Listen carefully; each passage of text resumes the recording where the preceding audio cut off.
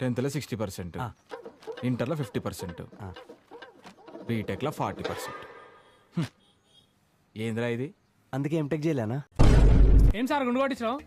మా నాన్నమ్మ చచ్చిపోయింది. గుండు కొట్టించినందుక?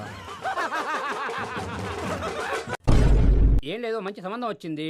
10 తులాల బంగారం, 20 ఎకరాల పొలం ఇస్తా అంటున్నారయ్యా. అచ్చా పిల్లనియరా? సరే పోతున్నా.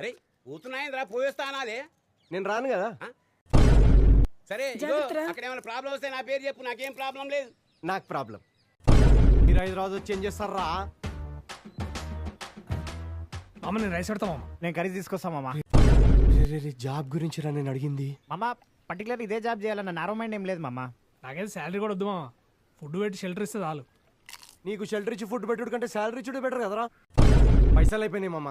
ఇగో మొన్ననే రింగ్ కూడా అమ్మేసిన. రేయ్ రవిగాడు ఉన్నాడు రా ఇక్కడ. చైన్ కూడా అమ్మేయాలనైతే. మందు అమ్మాయిలు అట్లాంటివి మీరు తెచ్చుకోవద్దు. ఎందుకు మీరే ఇస్తారా?